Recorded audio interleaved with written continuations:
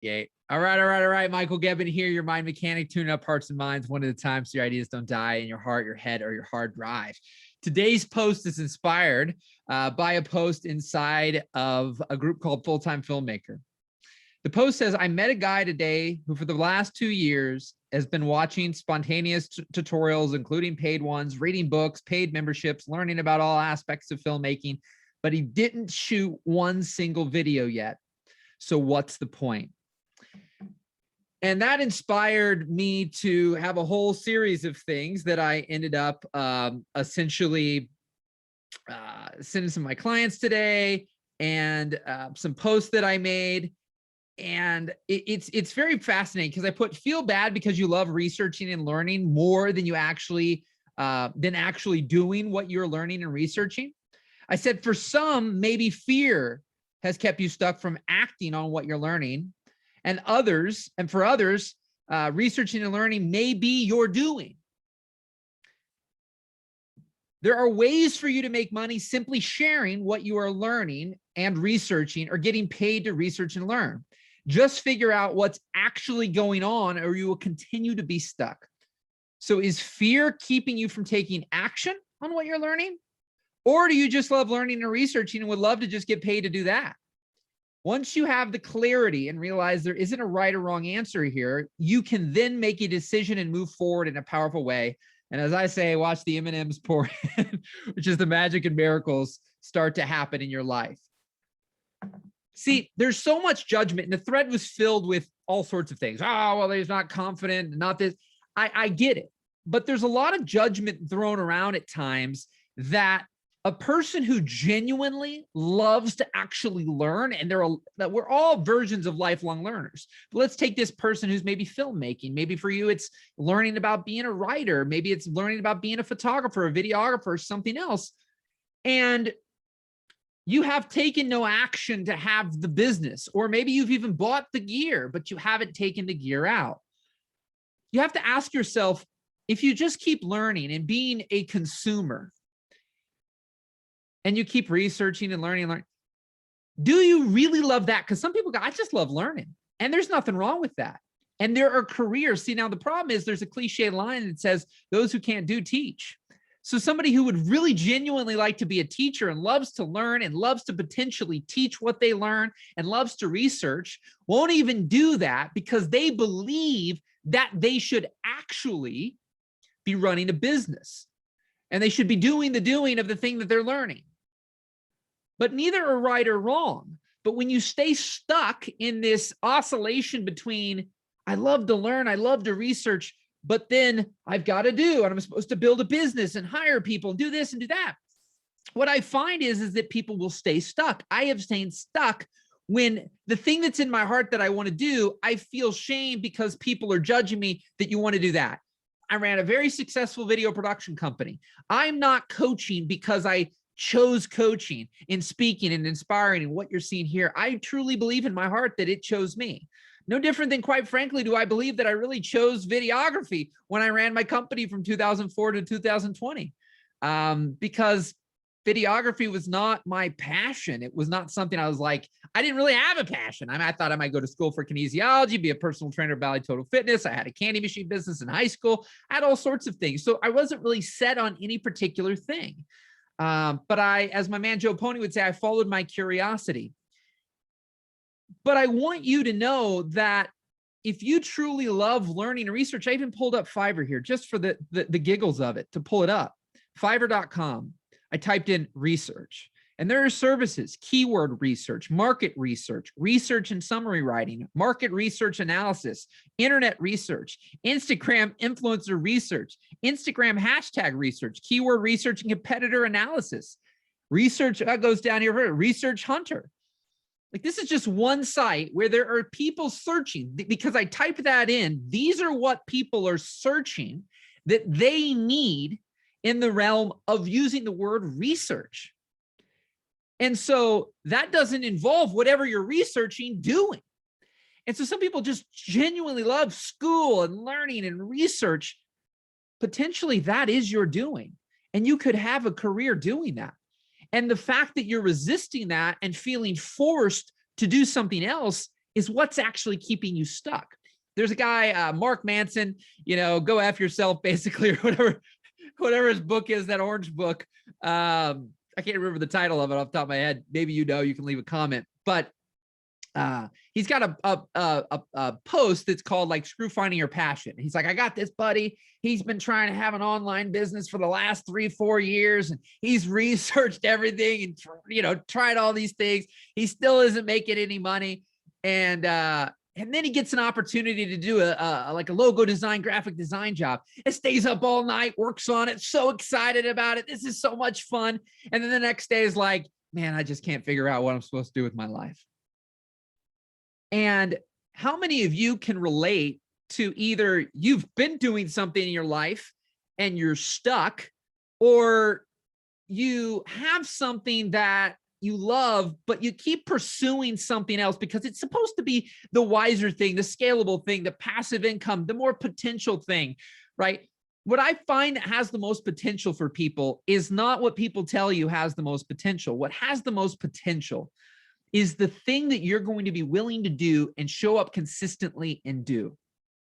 I just saw somebody post the other day, this lady named Simone Soul, and she was talking about, I don't want to sell my soul. Somebody saying, I don't want to sell my soul for a scalable business. I really prefer to work with people one-on-one. She goes, great. You don't have to do that.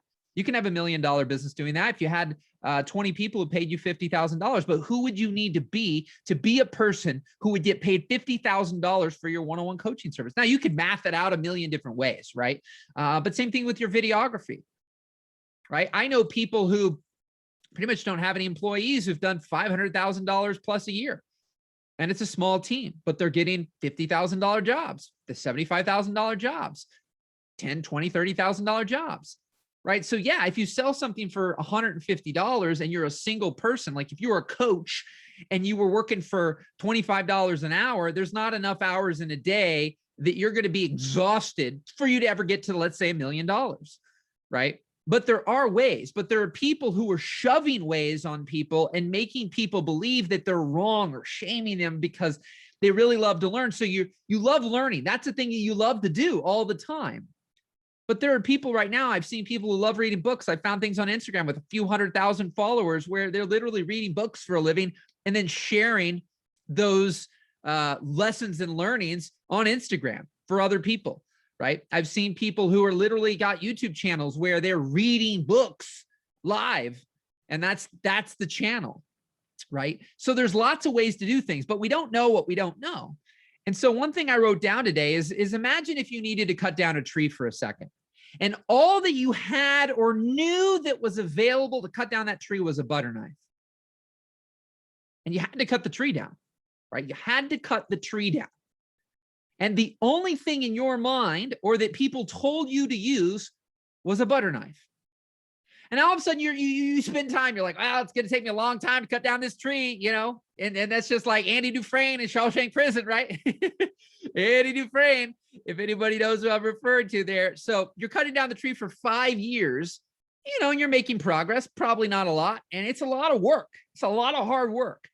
And yet it doesn't really get any faster. No matter how much harder, how much harder you try, it's still like very little progress feels like you're being made. Then someone comes along and says, do you know that there's something called a chainsaw? And you're like, no, I've never heard of a chainsaw before. And they go, let me show you. And they go, they pull out the chainsaw. Woof, they cut down the tree in 5 minutes. And you're like, what just happened? Like, where has this chainsaw been my entire life? And I think that we all have those things in our life where we don't know what we don't know. We're doing something a certain way. We're doing something a way that somebody told us. See, what I realized today, actually, I wrote down that I think a good chunk of my life, I was actually a bad learner. And what do I mean by bad learner? I mean, simply, I don't believe I was ever taught really how to think or how to learn. And so for me, I always blamed my teachers, but realized I was never taught really how to think or how to learn. So rather, I take everything as gospel. Are there people that you listen to right now that you've learned from where you're taking it as if this is the way, right? From The Mandalorian, this is the way, right? Like there's this singular way to do it. And there's no level of discernment to be able to go, I really like that. I resonate with that. And I see that. And then I take this over here. See, the difference between a wise person and not wise person is a non-wise person can see or be told to do something, and they think that there's only a butter knife to do it, right? Cutting down the tree. Somebody who's not wise, hasn't been around the block, hasn't really learned a lot, is told by somebody, hey, you got to use this butter knife. And so they're just, all right, I'm just cutting down a tree with a butter knife, right? And then somebody else comes along and shows them how to use the chainsaw, and it's like, oh my gosh, right? But then there's somebody else who comes along, taking the easy way out, huh? I see you. I see you taking the easy way, right? So as I'm saying this idea that there's going to be people who say things like, yeah, those who can't, those who can't do teach, right? And these different, the different phrases and things come out. There's always somebody shaming and judging somebody for something in the way that they're choosing to do it, or if they found a more efficient way, right? The person who spent their whole life, 50 years cutting down trees with butter knives, they're going to shame and be so irritated. Now, some maybe not, but other people are going to be like, oh my gosh, that's such a, you're such a freaking, finding the shortcuts to life. You're a loser. We are taking the easy way out. But here's what I found is once you finally get to the bottom root of the problem, I'll give you a story here, maybe wrap this up here with this story. But essentially I'm gonna use a book. And there was a book called Astrological Love that sold about 5,000 copies over the course of like 12 years. And a marketer got a hold of that book and didn't change anything but the title. And I can't remember, I got to relook it up, what they changed it to, but they knew how to market. They changed the title. And all of a sudden this book sold millions of copies. Same book, like the internals of this book were the same. So on certain levels, it was a great book. Now other people got great covers, but not great books inside. And so then they get to sell it, but not much word of mouth or things that happen, because when people find it, they're just like, eh. And then there's people who got a great title, great book, and it is like my man Alex Hormozy's book right now. It's sold like 100,000 copies in like 6 months, and people are freaked out because there's been no ads and no major marketing and book launch and like let me go on 40 million different podcasts just specifically talking about the book. He's not done anything traditional, and there's people saying you can't do that, like that's unheard of. It's because he actually made a great book and had a great title. And then there's other books that are great books that don't have great titles and still do well. But there's other things at play. Maybe they were featured by Oprah. Who knows, right? But you can play the lottery ticket approach. You can play the, the Instagrams and things at times that come along and then they sell for $1 billion out of nowhere, while there's tens of thousands of other companies just like it that go out of business every day. And we can get to the bottom of really what the root of the problem is, right? Because sometimes we're just, we are great at what we do. And I found this with me at times, because when people get in my world, when I get to coach them, work with them, if people actually stop and listen, I remember doing lives for like, a lot in this group, Full-Time Filmmaker. And some of you may be seeing this right now. And I remember people coming to me who would end up saying, man, I was like, I had to end up checking one of these out. I'm like, this guy's persistent. Like, who is this joker? Like, he's probably trying to sell us something, blah, blah, blah, blah, blah. Just kind of like giving a very negative view of what my intentions likely were, but never watched anything. And then finally goes, I gave it 5 minutes. And I was like, dang, and went back and watched a lot more. And so back a few years ago, if somebody would have said I was a scumbag or this or that, it would hit me inside, because I didn't know who I was. Not that I thought like consciously that I was a scumbag, but when that was said, it triggered me. Am I? I don't know. And now I don't care. There's going to be people that are going to think whatever they want to think of you. When you get clear about really, what I know and I really believe and have gotten feedback, I'm really good at this. So what's going on as to why I maybe not making a living doing this, or making more money doing this, or not helping more people? There's something likely going on inside. Sometimes it's an external thing. Sometimes it can be like the book cover, where just the way you're explaining what you do, the way you talk about what you do, it's confusing, it's unclear. But likely more than anything, you're unclear. right? You're oscillating between, am I supposed to run this whole company and do this whole thing and actually be doing the doing of what I'm learning? Or maybe I'd love to keep learning and researching in my doings, teaching what I'm learning and sharing, right? Being one of these people who love to read books. So they start creating a business around the reading of the books. But you never thought that that was possible because everybody told you, what are you doing with what you're reading in these books? You don't seem to apply anything. You don't seem to do anything with it. You've learned all this stuff about photography or video, but you're not doing anything with it, right? You haven't had the business. You're not editing. You're not shooting. So therefore, you're a loser and you're wasting time. Like, what's it worth doing that? As if learning things and then not doing it is a colossal waste of time. But likely is you've been confused about what it is you actually want to do. And when you get clear on that and go, like my man, Devon, he wanted to be an editor, but he believed that he needed to run a whole company. So we never really made $10,000, $20,000 on the side where he had to find jobs, sell the jobs, shoot the jobs. If he didn't want to shoot the jobs, find people, hire people to shoot, and then finally could get back after doing all of that and then get to edit. But between his job and then all these things he didn't really love and then finally getting to edit, there's not a lot of momentum. And I always ask that question, what would you do if you didn't need to think about money? If what you were going to spend your time doing didn't need to correlate to making money? And at times when we get clear on that, we can reverse engineer, how do we get to that place? And so what I found is that when I see people make those decisions, when I've made those decisions, when people I've coached made those decisions, people I just observe in life and look for those stories and patterns, make these decisions, things happen very rapidly. It's when we're indecisive, if we're pulling up to a four-way stop and we've gone up and down this road millions of times, but there's a left, right, or center to go, but you just keep turning back around and go back to where you already came from. You don't know what's down those roads, and each road is going to have something different, but you can't see those things until you make a choice to turn down that road. So when you make a decision, like Devon ended up doing, to go, I'm an editor. You've believed in me. I believe in me. I'm declaring I'm an editor.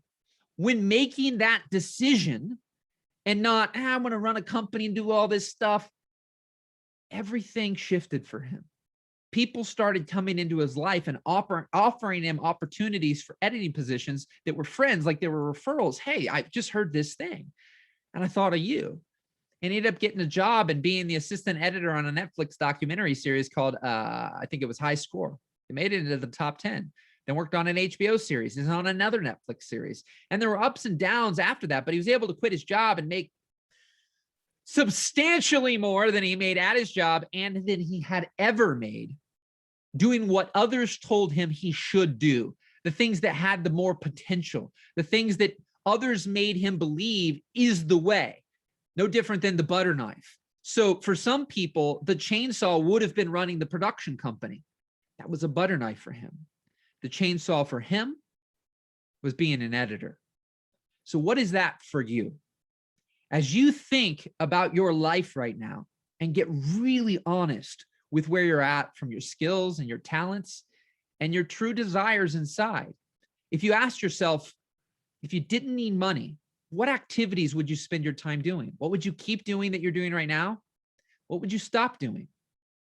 What would you start doing? When you get really honest that there are no right or wrong answers, the only right or wrong answers are answers for you, because each path you could take likely has the potential, but only if you are actually enthusiastic and excited about it and committed to go down it, likely for some version of the long haul. Because too many times, and I've done this, squirrel, hey, see you later, right? Oh, wait, what were we talking about, right? There's too much of that happening at times. And so we do something for a week and somebody says, this is the way. This is the better way. And so what I believe is there's lots of chainsaws out there. But there's something for you that's a chainsaw. And there's something that same thing to somebody else is a butter knife. So I hope you're following that metaphor. I hope you see the potential that there's lots of ways to do something. And if you open your mind and committed, could there be a way to do just that? the thing you actually spend the majority of your time doing and obsessing around and love, that you could make a living doing that? Open your mind a little, expand your mind, and think, I might not know how right now, but there is a way. Maybe I should explore that a little bit. Rock and roll, my friends. I appreciate you. This is your daily jumpstart. Michael Gebben, your mind mechanic, tuning up your heart, your mind, one at a time, so that your ideas do not die in your heart, your head, or your hard drive. I appreciate you bringing these to you Monday through Friday. If you have any topics, ideas, rebuttals, thoughts, questions, don't hesitate to send me a message. You can go to michaelthemindmechanic.net. You can send me a message on Facebook, leave a comment wherever comments are allowed. Anywho, keep rocking, keep rolling, keep your head held high. We'll talk soon.